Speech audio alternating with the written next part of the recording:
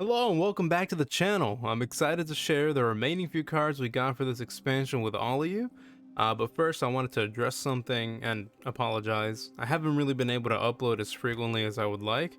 I had finals, I had to follow the Det v Herd case, and now Stranger Things is back and the Obi-Wan series came out. There's a bunch of stuff that has been distracting me lately, so I apologize for that. And it's probably gonna get worse. But with that being said, we got a huge round of archetype support and brand new cards. The expansion actually already came out, but I felt it was important, as a casual player and just somebody who really likes the game and wants to be more vocal about it. I wanted to sort of share my thoughts and impressions of these cards, review them, and document these thoughts, since oftentimes it can be easy to judge cards on how they perform, but not on what we see at face value and the potential that they have for deck building. So that's why I'm still making this video. I know that it's late, but I still wanted to hold true to the spirit of reviewing these cards. So we'll get into this kind of brief card review today for the last bunch of cards that we got. And before we head into this review, a word of caution. I said this last time too. All of these takes are from my own perspective of card game design, or card design for video games. I don't know. For card game design. These takes on the cards are casual. I'm looking at the face value of the cards and their relative power in the set.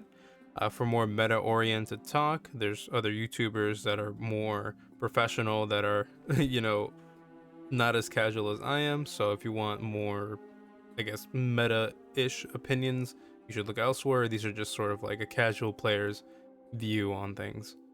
All right, so with that being said, let's start things off with Tellstones. 1 mana burst speed spells for every single region except Freljord. They already have 3 sisters. So essentially, as Tellstone is a spell that gives players options, 1 of 3 fleeting card choices, and each of these cards are moderate in power level. So they're typically cards that aren't run in a normal deck. Sometimes they are, sometimes they aren't, but majority of these cards are not really found in many decks, mostly because the power level of these individual cards isn't that like exciting, I guess you could say. So yeah, it opens up a ton of tech card choices for any given situation for your deck.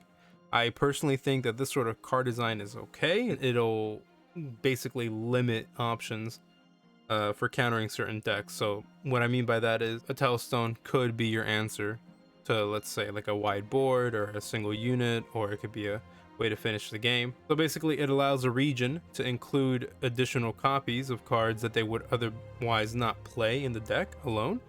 Instead of adding 2 or 3 copies of a mediocre card, again, you only add 1 that could have a multitude of responses for a given situation. And in this case, Demacia, Ionia, Noxus, and Piltover and Zon got some very solid choices for their Tellstone spell. So Demacia got 3 spells that are very good for different situations. You have 4 Demacia at 6 mana, Detain at 5 mana, and Prismatic Barrier at 3 mana. These are spells that we've seen before. They're nothing new.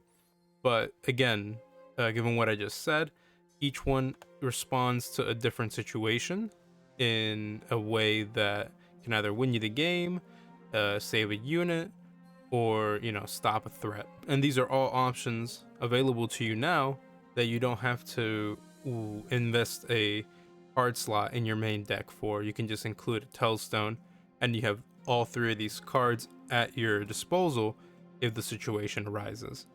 I think it's important to note that while you're technically adding mid-tier cards to your deck with Tellstones, you're also adding 3 to 9 cards that are extra to your deck. And that's pretty much absurd. It's a lot of value and it's really quite fun in concept. The cards shown, again, aren't necessarily overpowered or game breaking or whatever, but they can certainly feel that way if the situation is right. All of these Tellstones tell you exactly what spell you're getting, so I think this is a much more welcome way to add randomness and value generation that doesn't feel bad. Alright, so on top of that, we also got a bunch of miscellaneous cards too. A lot of general tools for archetypes, as well as more options for certain decks. Alright, so first off, we got Haunted Tomb, a 3 mana landmark, countdown 2, revive the strongest dead ally. I think I think of this as more of a combo tool for Anivia decks, or an additional way to cheat out strong or big units. Clearly, it's meant to sort of replicate the effect of maybe like a Rekindler, is what I'm thinking. If that's your strongest unit, you revive the Rekindler. Rekindler revives a strong champion, and then you can snowball off of that. A good tool, again, it's a landmark, so it's a bit limiting in your board space. It has countdown 2, so you have to wait 2 additional turns. But yeah, it's not bad. It could be worse. Next up, we have Dragon Roost, another 3 mana landmark. Countdown 3, summon an Inviolus Vox. Inviolus Vox, I think, is a 5 mana 5/6 dragon. That when another dragon, or whenever you activate Fury, you get another dragon in your hand, which is pretty strong. But it's a card that isn't typically run in terms of multiple copies. You kind of just add 1 or 2 copies of it at max. One is usually the amount of times that people run that card. But anyways, it's supposed to generate more value for you in a dragon deck. But dragon decks are pretty strong in that it usually snowballs off of 1 or 2 units that get too big for the opponent to handle. And so running a early game sort of cheat out, I don't know if it's that good. You're waiting 3 turns, spending 3 mana, and you're essentially waiting on the value. Again, we'll have to wait and see, but it's a fine option for dragon. Next up, we have a 4 mana slow speed spell, Strategic Execution. Stun 2 enemies or spend 6 mana to summon a Legion General. Legion General is, I believe, a 5 mana card that when it gets summoned, it gains +1/+1 for each unit you've stunned or recalled. And it's meant to synergize with Yasuo. Actually, yeah, just Yasuo. But now with the new expansion, it gets synergized with Jhin. It gets synergized with Annie, and so this sort of card is pretty good, given the new archetypes that we're gonna have. For a slow speed spell, stunning 2 targets at 4 mana isn't bad at all. I would say it's fantastic. It can be answered, but again, you're getting the stun. Spending the extra mana to summon a Legion Commander instead could potentially swing the game in your favor. But yeah, a pretty solid card. I love the fact that they're giving you options, that like a spell that does 2 different things depending on the situation. That's pretty interesting card design. Next up, we have Bakai Witherclaw, a 5 mana 5/4. When an enemy is challenged, give it -2/-0 this round. So this effect isn't on play. It's not targeted. This is a permanent effect as long as the follower stays on the board. And for Shurima, that means it has synergy with Renekton, and possible region combinations include, Fiora with Demacia or Jarvan. And giving a unit -2 attack also opens up room for deck building around Ashe, which recently got a change to her level up condition that doesn't involve frostbite. It involves losing attack. So again, this is a pretty cool card for that archetype. It's not bad at all in terms of stats, although technically it doesn't have challenge on its own. It's literally just a unit with an effect. That's a 5/4, so it's just a good statted unit with a good effect. Is that enough to justify including 2 or 3 copies in it? I think it does, since the effect is pretty solid. Also note that it's a common card, and with this kind of effect, that's kind of crazy, but to be honest, most common cards in this game are fantastic. All right, next up we have Dragon Ambush, a 5 mana slow speed spell. Start a free attack with 2 Dragonlings. An early game aggro counter, maybe, possibly, I don't know. Not a hard counter, I would say. If you can save your mana for those enlightening decks, to get you to the late game and pull off your crazy combos. You're at best guaranteeing 4 health and summoning 2 units that are attacking for free. Well, you might not always be guaranteeing the 4 health from them because Dragonlings only have 1 health, but you start a free attack, so it forces your opponent to either respond with their own units, with a removal, or giving you the 4 health. So in some way, you're guaranteeing a response from your opponent. If they can't answer the spell, then they have to answer the units. A solid card overall. Another option for control oriented decks, I would say. Maybe you can see these in aggro decks. I'm not quite sure on that just yet. The slow speed might be the deal breaker for aggro decks, but I doubt it. They might find a way to include it. Who knows? Next up, we have Celestial Trifecta, a 6 mana burst speed spell for Targon that just reads: invoke a low, medium, and high cost celestial card. Very simple effect. Burst speed spells and Targon go together like bread and butter. Invoking 3 celestial cards at varying costs is huge for the mid to late game region, right? Especially for control deck. Again, there's a lot of control support, at least from what I'm interpreting it as. But anyways, you're guaranteeing 3 cards that can suit your situation's needs. Because of the 6 mana cost, you could save your mana on turn 1 and 2 and then play this on 3. And again, you're getting 3 cards guaranteed at low, medium, and high cost. Low, I'm assuming, is anywhere between 1 to 3 mana. Medium is 4 to 6. And then high cost might be, 7 to 10. But that being said, it's a good tool for celestial decks, perhaps the Targon control decks, and maybe even the one-off wacky combo deck. So a good solid option for any Targon deck. And another Freljord card that is revolved around slow control. Wings of the Cryo Phoenix, 7 mana slow speed spell, deal 3 to all units, enlightened heal your Nexus 3. I think that Freljord has a lot of removal, and a lot of it is slow speed, and it's sometimes underwhelming, and this card to me is very underwhelming. You see, Avalanche can get the job done just as easily, maybe not, who knows, just as easily for 3 mana less. And Icequake is a card that isn't really run. It's an 8 mana spell, and you get -3 attack on top of that for a turn. But I mean, at least if you're running this card, you heal for 3, right? So by the time you play it, you get 3 health back for your Nexus. I don't know. The cost and the effect are just too weird for me to justify including it over other options. But at least we have the option to include it over other options. So I guess there's that.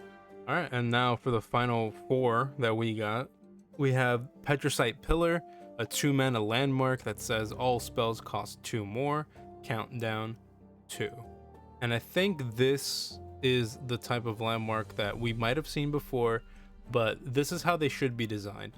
And let me explain what I mean. Moving forward, I feel like landmarks should sort of have an effect that shouldn't last an entire game. So some should, some shouldn't, depending on the landmark. A lot of times landmarks take a couple of turns to get the payoff, and it feels awkward limiting your space on the board for a few turns for a mid-tier reward. Usually the rewards aren't that extraordinary outside of like auction or a new card that we got that I'll get to later, but instead an effect that is persistent for 2 turns guaranteed, and then it disappears. It removes itself. There's no need for a removal tech on your opponent's side of things, and you as a player, you guarantee your value for a few turns regardless if it's removed or not. I think this is a healthier design for landmarks.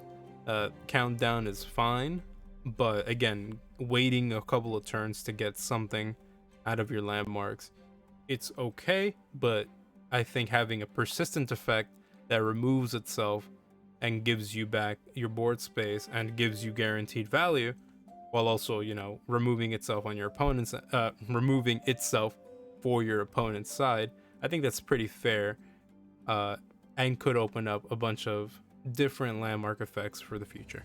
We got another 2 mana landmark, the Gray Apothecary. When an ally with 5+ power dies, create a random follower with 5 power in hand. For a landmark with crazy effects, again, this one doesn't need countdown like I just finished explaining, because the effect is a lot more again, crazier, right? So let me explain. Speaking of landmarks with crazy effects, this is one effect that, even though it'll persist permanently with no countdown like I just finished explaining, it's not necessarily an effect you want to have for the remainder of the game. And here's why. Even though you're recycling your 5 power units that die, there is no guarantee you can afford the ones that are being added to your hand. it just says 5 plus power. There's a bunch of units that are low cost that have 5 plus power, but I don't think the wording implies that it's from the Noxian region. It says random follower, so that could be from any region. That is something that we might have to investigate. That being said, there's very few low cost 5 plus power units in Noxus, and there's a lot of high cost units that have 5 plus power in Noxus. So there's no guarantee you can afford it. There's always a chance you have too many cards in your hand, and adding more is more trouble than it's worth. A card like this at 2 mana, it's a tough choice to include unless you're gonna go all in reputation, is what I would recommend, which is something that LeBlanc needs to be a little bit more viable. But yeah, that being said, sometimes a value generator can be a bit of a burden. So running this card wildly might give you, crazy results, but, word of caution with running it.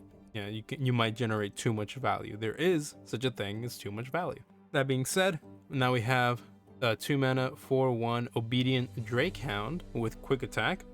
When an ally attacks, I attack with it. First off, I think this card is pretty cool in the sense that it's immobile and it can't really do anything outside of interact when you attack. It's a free attacking ally, similar to the sharks that we see in the Shadow Isles that get summoned when you attack with an ephemeral unit. This unit is a 4/1 with quick attack. Again, I'll mention that again. It's nothing to scoff at. Even though it's immobile, it can cause a lot of damage quickly if your opponent doesn't take care of it with removal. And trust me, 1 health might not seem like a big deal, but considering that now your opponent has to remove it, or else they risk taking damage for free, or losing minions for free, my bad, followers, for free. Think of scout decks, or free attacks, for instance, and let's say like Azir shenanigans, or maybe Aurelia shenanigans if you want to combine those regions. You can just get a free attacking 4/1. If you put it into that sort of perspective, let's say you do a blade dance, you summon a 1/1 blade, and now you're attacking with a 4/1 as well. Now the region combination of Noxus Ionia might not be that great, but again, these are just options that you have available to you now, since when you start an attack via scouts or a free attack via Jarvan, for example, you now have this option of including Obedient Drakehound, which will give you additional value for your attack, which I think is really cool. But again, 1 damage might not be hard to obtain for your opponent. It might be super easy for your opponent to get rid of this card, but this card is immobile. You can't block with it, you can't do anything with it on your end, so you can't trade into anything, right, outside of attacking. So the only way to deal with this card is to either block into it and have more health, or deal damage to it directly, or kill it in some other way. And the final card for this expansion that was revealed was Paparo the Great. Another Yordle, 2/2, 3 mana. When I'm summoned, create a random Yordle in hand. Attack, grant allied Yordles +1 attack. This card implies that when it's summoned, it could give you a copy of itself, and that's all I'm gonna say about that. Yordles have a bunch of wacky shenanigan bullshit going on. You have Conchologist, you have other bullshit, I don't know, Value City, blah blah blah. Bandle City gets the best cards, blah blah blah. And even though I said these were the last cards of the expansion, we also got 2 incredible new champions and possible archetypes with this card dump too. So first up, we have Bard and his support units. Bard brings with him a brand new keyword. Even though we've kind of seen it before, this time it's called a boon. A boon is basically a Caitlyn or Teemo trap in terms of the way that it functions, but the catch is that it benefits you. And in this case, it grants you a bonus when the effect takes place. In the case of Bard, you get boons in the form of chimes, and they grant a random ally in your hand +1/+1. So hand buffing. Hand buffing is an archetype that we're finally getting support for in Runeterra. I was talking about this in the last video with the new Rava card we got for the Freljord, and now we can see possible synergy for that card as well in the form of a Bard deck. Bard is a Runeterra champion, as you can see by the region, What is his origin? Well, being a wandering card, his origin is Wandering Caretaker. You can put any cards that plant chimes into your deck during deck building. And as we'll see, a lot of the cards that plant chimes are from Bandle City or from Targon, so those are really the only two regions that plant chimes. Now, that being said, it leaves room for more regions in the future to get chime cards. You also get a chime for each bard in your deck, so you get a maximum of 3 off the bat. And now let's take a look at Bard. So Bard himself is a 4 mana 2/5 with attack, plant 3 chimes on random cards in your deck. So you get even more chimes, even more boons, so even more hand buffing every time he attacks. For a 4 mana card, a 5 health stat line with 2 attack is okay. This is a card that'll obviously get buffed or supported via, the own interaction within the deck. And because of the combination with Targon and Bandle City, there are some healing options and combat tricks available to Bard. This is not a skill attack, by the way. This is an on attack effect, if that makes sense. It's not a skill, so you can't combo it that well with Jhin. So just putting that out there. The level up condition is similar to Aurelian or Galio's, where you need a total number of stats. In this case, you need plus 20. And on level up, his attack effect is doubled. So instead of planting 3, you plant 6 chimes on random cards. And whenever a chime is activated, you grant +1/+1 to a random ally in play. Again, granting is permanent. The level up effect is a lot better than the level 1 effect, as it should be. And I think it's pretty solid. Although, the more I think about it, the more this card seems to be oriented towards Path of Champions. I'm not sure how consistent it might be in PvP. So, there's that. And now, let's look at the cards that synergize with Bard in his base kit. We also have the card Traveler's Call, a 3 mana burst speed spell that reads: draw a follower, then activate the effects of all boons in the top 3 cards of your deck. You get card draw, you draw a follower guaranteed, it's a burst speed spell, and the effect of all boons in the top 3 cards of your deck activate. So if you have chimes in the top 3 cards of your deck, you're activating all of them. If you have 12, all 12 activate, which is ridiculous. That means you get +12/+12 in stats. That is insane for 3 mana burst speed draw. Cosmic Binding is the next card we got. 5 mana fast speed spell for Bandle City. Deal 2 to an enemy and stun another. Then you plant 3 chimes on random cards in your deck. Dealing 2 to an enemy is pretty okay, and stunning another one is also pretty okay. The main thing that I love about this card is that it's such full of flavor for the Bard champion that we have in League of Legends, and honestly, it's translated pretty well into the card game. Now, another fast speed stun damage tool for Value City with a little bit of chime synergy, another reason to run it. All right. It's a great tool for the archetype, full of flavor. It's, again, not bad. So yeah, what can you expect from Value City? And next up, we got Meduli, the Gatekeeper, a 6 mana 4/6. When I'm summoned, plant a chime on the top card of your deck, then double the boons in your deck. I think that this card is very strong for the Bard synergy for the Bard archetype that we're getting for hand buffing. So since you can run more than one copy of this card, you can double your boons up to 3 times. That is a big number that my tiny brain can't comprehend, because chimes can add up pretty quickly, considering that you plant 3 chimes every time you attack with Bard, 3 times every time you cast Cosmic Binding, as well as however many times with the other support cards we're going to get to in a bit. So, that being said, if you can find a way to resummon this card as well, you'll get even more value from it. You get a chime when it's summoned, and then you could double it consistently, or theoretically consistently. You're going to be in for a great time, since you're going to guarantee chimes going off in your deck. And we also have the mandatory 1 mana 2/1 Bird, the Bell Ringer. Another support card for the archetype. Typically for new archetypes, you get the 1 mana, 2 mana follower that directly helps the new champion. This is that card. When I'm summoned, plant a chime on the top card of your deck. Not a bad card. It's a 1 mana 2/1, so it can trade up, and you get an upside in the form of a chime, so it's not bad. It's just a solid 1-drop. We also have Esmus, Breath of the World, a 2 mana 0/2 elusive support unit. When I'm summoned, plant a chime on the top card of your deck. Support, grant my supported ally +1/+1.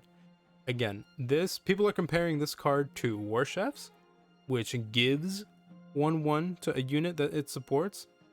This unit is elusive. It grants +1/+1, so it's a permanent buff. And I feel like it's just a better version of War Chefs, to be honest. No, I could be wrong, power creep, whatever. I feel like this isn't blatant power creep, since War Chefs is in a mid-ish sort of spot. But this card is significantly better and does a lot more, not only for Bard, but for Targon decks as well. If you want to think about it this way, the elusive keyword is what makes the card shine. Since it's tougher to trade into it or remove it for your opponent, it requires removal on your opponent's end before it snowballs out of control on another unit, like let's say Zoe, which you can keep granting +1/+1 to Zoe, and she can get out of control really quickly. Next up, we have Mystic Vortex, a 2 mana landmark that when it's summoned or when it counts down, you plant 3 chimes on random cards in your deck. So that means you get a total of, and this time let me do my math, so that's 3 on summon, 3 for 1 turn, and then 3 for another. So 3, 3, 3, that's 9. You get 9 chimes for 2 mana, and at the end of it, you draw 1.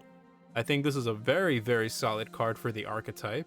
You get a bunch of chimes, so you're guaranteeing at least 9/9 worth of stats distributed among whatever followers you might have in your hand, or units you have in your hand.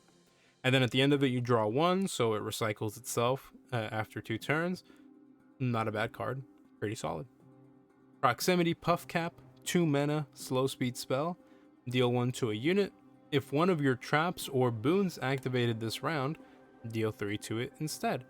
So, more support for trap decks or boon decks, as we're seeing now. It's a Bandle City card, so of course it has to have that deal 1 or deal 3 condition. And it's again not game breaking, not bad. It's just another option to include in those archetypes. I think it's pretty okay. So overall, Bard is a unique champion that brings in a new archetype to Runeterra, and I look forward to seeing how he'll perform in PvP. I'm pretty sure he'll be a lot more busted in Path of Champions, since buffing might be a bit overwhelming there, but we'll have to wait and see. So up next, our final champion of this expansion, and possibly the best card in the set, according to some really happy campers, really happy streamers, we have Annie. Right, so this is my first impression. I was at very first surprised to hear she's a Noxus of all places, since her story and background imply she's a wanderer like Jhin or Bard. That's as much as the lore of lore goes. But it seems she has found a temporary home in Noxus, and her playstyle and effects reflect her sort of thematic very beautifully. She's a 1 mana 0/2 that when you attack deals 2 to the blocker she is facing. The attack effect is actually a skill in this case, so it synergizes with Jhin, and it's not really a bad skill either. Despite her having no attack, she still deals damage to her blocker. Her level up condition requires 6 of these instances to occur for skills, fast or slow speed spells. So we've seen this before with Jhin as well, and a bunch of the other cards from the previous card dump that we got, and the new card dump that we got for today. Not for today, for last week, but you get my point. So anytime she attacks, a skill is being played, and since she already has one of those skills inherent to her, it works in her favor towards leveling up, so you want to be attacking with her as often as possible, despite her low stat line. And then her level up grants her +1 attack and then +1 health, as we all know, with all other level ups. She creates a Tibbers in hand, and her attack, instead of dealing 2 damage, deals 3 to her blocker and stuns the blocker. So now you remove the blocker effectively and deal damage to it. If the blocker dies because of the damage, or if it's gone, then you deal 3 to the enemy nexus instead. We've seen this before. Again, solid skill effect, synergizes with Jhin. And although we've heard and seen that for the first few days of the expansion, the most popular deck was Jhin and I, it's been a bit of a tough deck to pilot as we're sort of settling into what works and what doesn't for Jhin, as he's opened up a huge array of like possible combinations for cards to include. So again, we'll have to wait and see how she performs in the coming weeks. But overall, she is a very good card to include in these archetypes. Not necessarily bad, very weak, I will say, with a 0-2 stat line. But if you can level her up, then, you know, solid.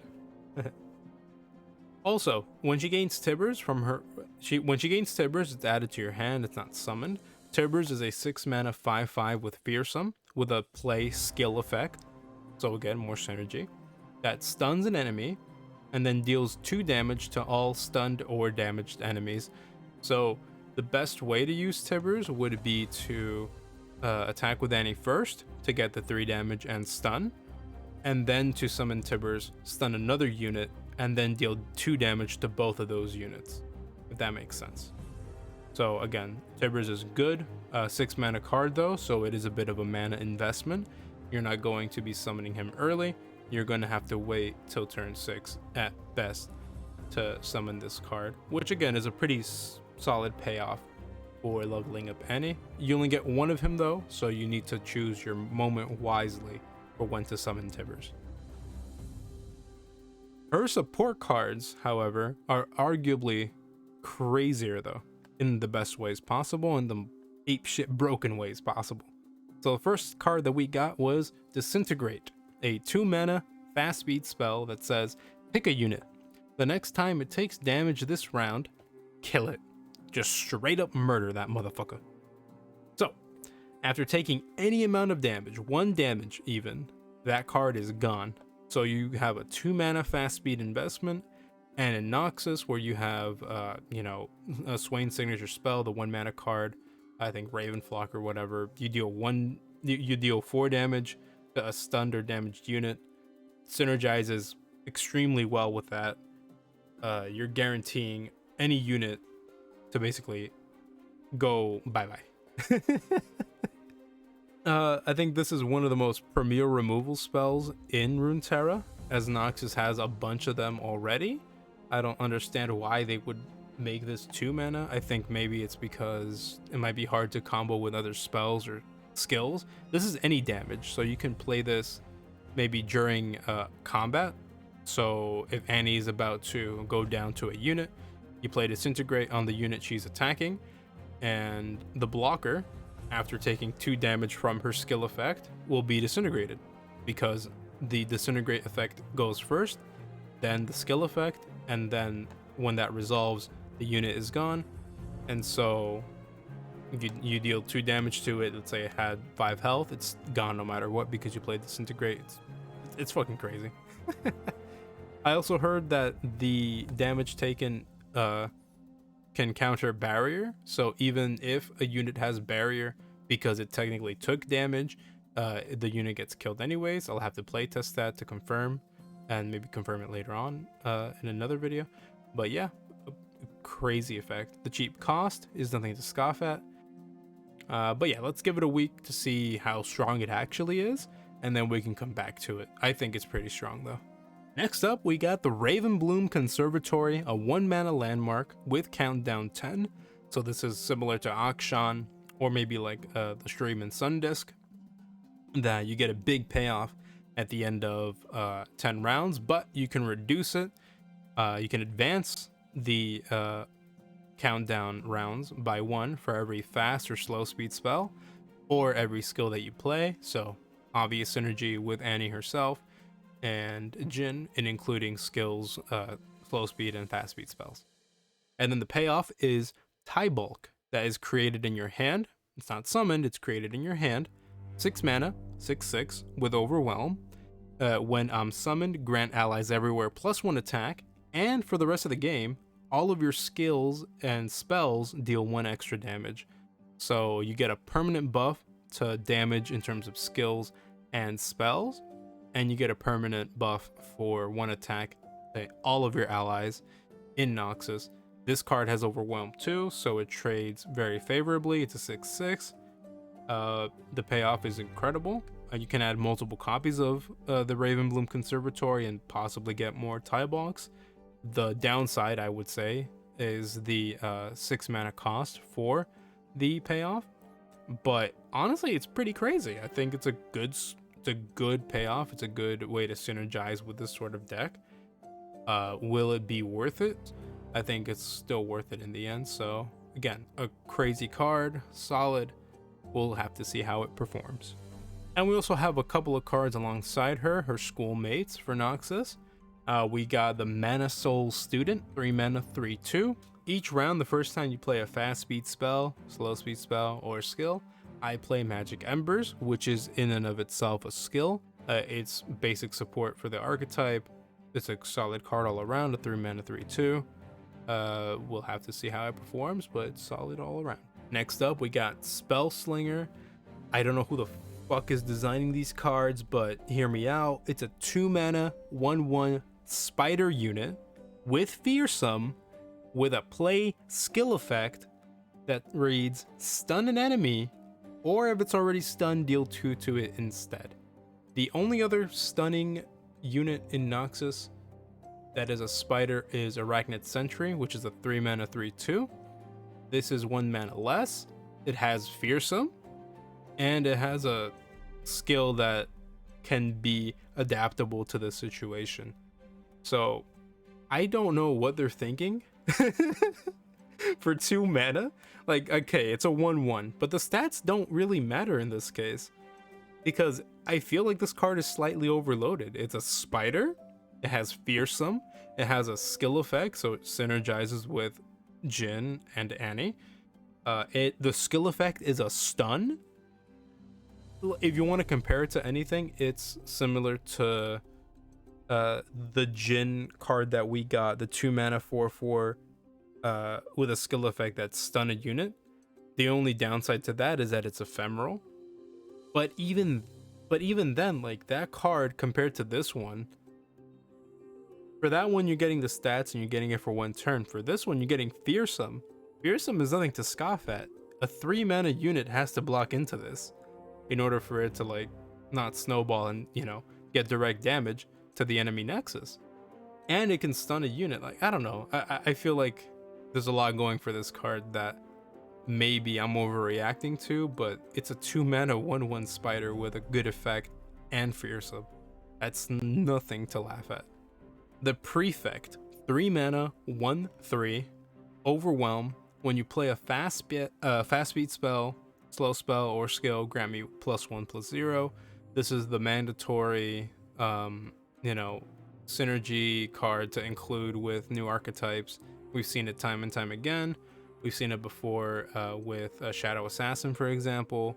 We've seen it before with other cards that, you know, take advantage of synergy, like Feyblade Twirler. Oh my god, I haven't played that card in so long, I forgot the name. But you know what I'm saying. These are synergy cards. They're typically okay. This one in particular only gains attack, so you're not going to be attacking with her frequently. You might get some value from her in the early game, maybe mid game, but it'll be hard to sort of get to that point without having her get killed off. So there's that. And with that being said, we've covered all the cards for this new expansion at both face value and seeing their potential for these coming weeks. Like I said, I don't claim to be an expert at card games or card game design. I'm merely a casual enjoyer of this game, and I'm excited to try out these new cards in this expansion, as I'm sure you are too, or you've already been enjoying it. The expansion already came out, as you already know. There are so many hidden treats to playtest this expansion, so many synergies that you have to try out and experiment. I sincerely hope that you take a day or maybe a play session to just try out new things, even if they might not work. Everyone will try to copy each other at some point and try to get their best 100% win rate meta deck, but it's important to also evaluate these cards individually and find those hidden synergies, because you might be the one to discover something brand new. Again, with that being said, thank you for watching. If you have any suggestions for future content or ways to improve these videos, please let me know. Leave a like if you enjoyed. I would love to hear your thoughts. Thank you for tuning in. And with that being said, again, you're all dismissed. Till next time, have fun out there.